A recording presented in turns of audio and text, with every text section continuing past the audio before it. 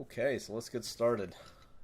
You can see the windshield wiper switch is broken, so first step is taking out the screw on the top, just a small Phillips head screw. I think it's a Phillips #1 screwdriver I'm using.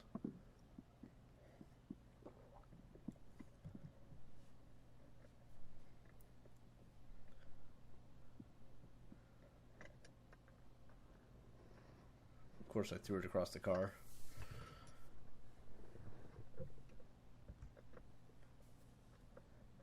Then underneath there's two clips, so you kind of have to get underneath the seat here, or underneath the steering column, and you press up in the center of these clips. You kind of just grab the liner and pull that down, and you push the center of the clip, and then use a small flat blade screwdriver to pull the clip out. So it's pretty straightforward.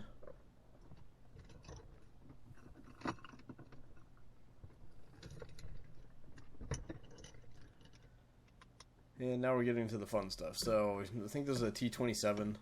There's two holes in the back of the steering wheel. You just put it's really easiest with a socket I found. I guess you could use any kind of thing, but normal torx screwdriver kind of thing is going to be way too long. So the socket set works really well here. It's a little hard locating it, so you really got to kind of jam it in there and try to find where that torx is. But there's two captive torque screws behind there, so I loosen it with the ratchet, and then you can kind of just undo it by hand. There's really not much holding this in. You can see the airbag getting loose there. I should mention before all this, you really want to unplug your battery and let the car sit for a few minutes. So don't do this while everything's on in the car. And once you get those two loose, the airbag just pulls right off. There's a couple connectors on here and a little white bracket that holds them all together, which is pretty straightforward. So you unplug the three of them. The one on the top left, the one I'm doing right now, it always seems to be a real pain in the neck. So sometimes use a pair of pliers or something like that. But once you get those four connectors off, the little white bracket that holds all the wires pulls out of the two holes in the steering wheel there, and you can just set that aside. So if it didn't blow up on your face at this point, you're doing well. The center bolt here is a 5/8. Just get an extension so you can clear the steering wheel, and it's pretty easy. First time you take it out, kind of have to whack it, but other than that, it's not too bad. So I'm going to do a little close-up here of how there's an alignment pin. Excuse I'm trying to get out of the camera bracket, but you can see there's a notch on the steering wheel and a notch on the steering column itself. So just take note of that. It's pretty straightforward. You can't really mess it up. It's really easy if you have the steering wheel in straight position going into this job. So anyway, that just pulls straight out, and you can set that aside. Now you can really see where the wiper just broke right off. And from here, you can kind of just grab these and pull them apart. Sometimes it's easier with just a small screwdriver to just unclip them. There's a couple clips in there, and then it just falls apart. So once you get that screw and the two clips underneath, that opens up everything here. So now you're inside the steering column, and there's four smaller torx. I can't remember the size. They're not 27s. I think they're the next size down. Just T25s. But I forgot to write it down. Had to go and grab the bit, but yeah, it's a little smaller bit here. Now you just loosen these up. There's not a lot holding them on, but you need to take off all four of them. You can't just do the wiper side or the other side. You have to take them all off so you can remove this plastic piece, and you'll see why in a second here. Those are pretty easy. Just take them all the way out, spin them off, and set them aside. All the nuts and bolts here I just put in a cup holder in the center.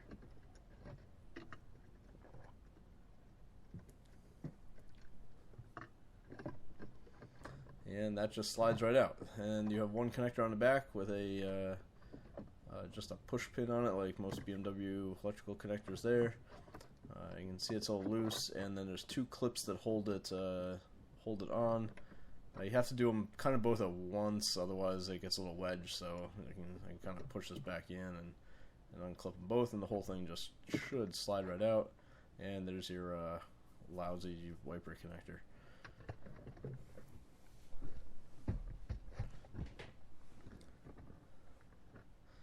And at this point, probably should have skipped over some of this stuff. You don't really need to see an unboxing of a wiper, but this is the genuine BMW part here. Mainly because I got non-genuine BMW parts a couple times, and this is why I'm doing it for the fourth time. So we're going to see how long this one lasts. The original with the car I got to about 180,000 miles, and then the three lasted about 50, so hopefully this one does a little better. Anyway, you slide it in, it clicks in, piece of cake there, and as the Bentley guide would say, assembly is the reverse of disassembly, so pretty straightforward to line these back up.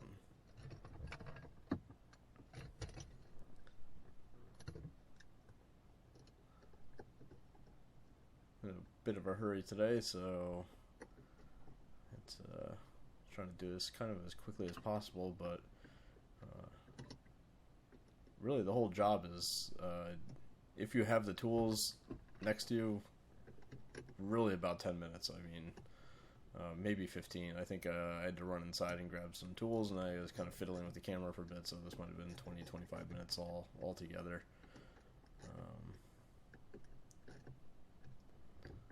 There you go. Looks good. Pop the cover down. Line up the clips. There's a couple little clips on the side there. Make sure you're not pinching any wires, but other than that, it just snaps together. Once you have that, just kind of give it a... There you go. Line up those notches when you put it in. There you go. There's the notch. And this bolt goes back in. I'm not going to torque it or anything like that. I'm sure people out there are like, holy God, that's the most important bolt in the entire car and has a torque spec of some bizarre number, but I kind of just take it and make it tight. So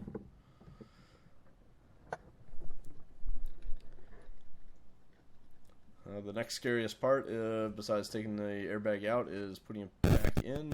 Shouldn't be a problem, but the only trick here is the leads are really short. So, and this bracket has two little pins. There's one pin on each side of it that you put into the steering wheel, and you have to kind of hold it there so it doesn't fall out, and that keeps all the wires nice and tidy behind there.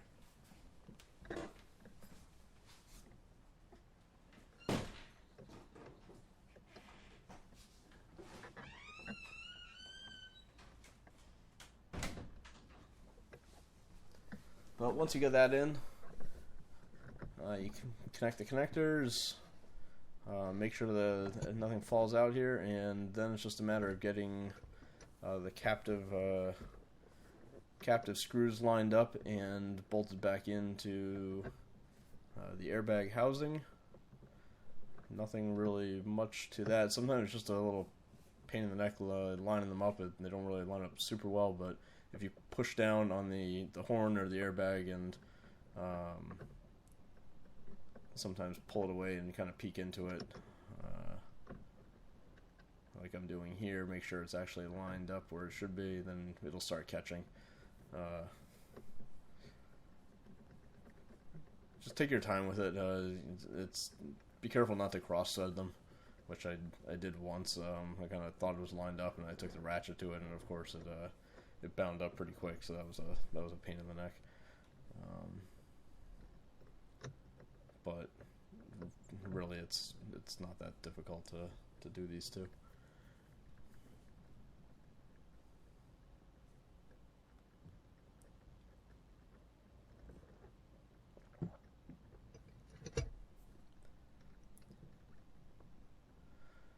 And once you have those kind of finger tight, I just threw a ratchet on here, just tighten everything up.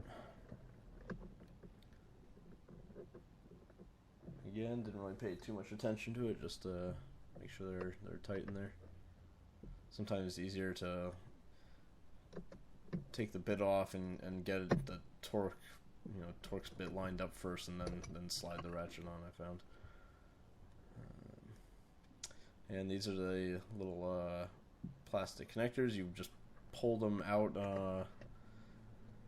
pull the center pins down, you slide the connector up, and then push it in until it clicks. So there's one in the front, one in the back.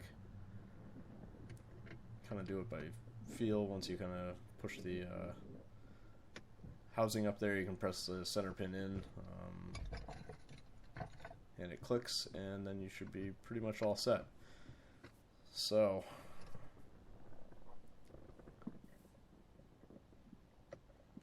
put the screw back in.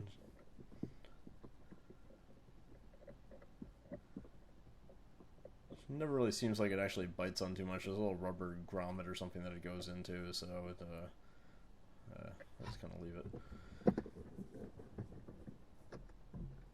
And we're good to go at this point. So next step, go out and hook up the battery again, and hopefully the airbag doesn't explode while you do that or something like that. I don't think it would, but I don't like playing with airbags. It's not a lot of fun.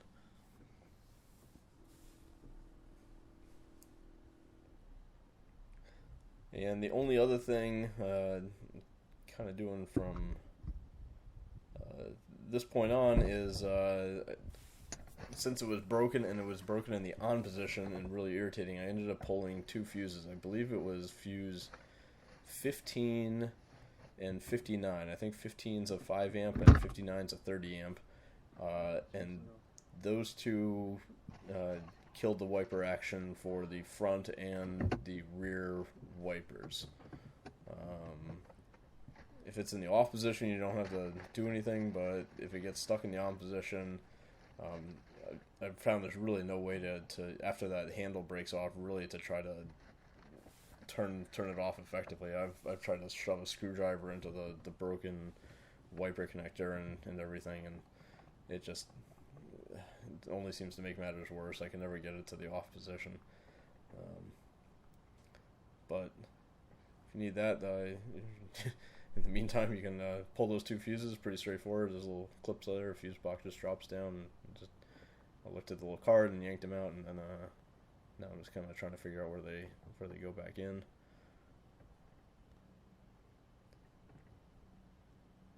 And with any luck, after that, the job should be complete. So.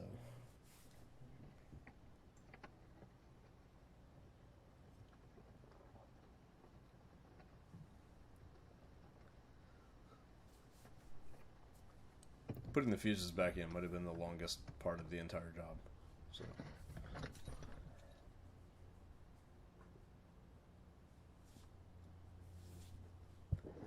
Okay, back in we go. Let's see what happens when we turn it on. Yep. There you go. Not bad.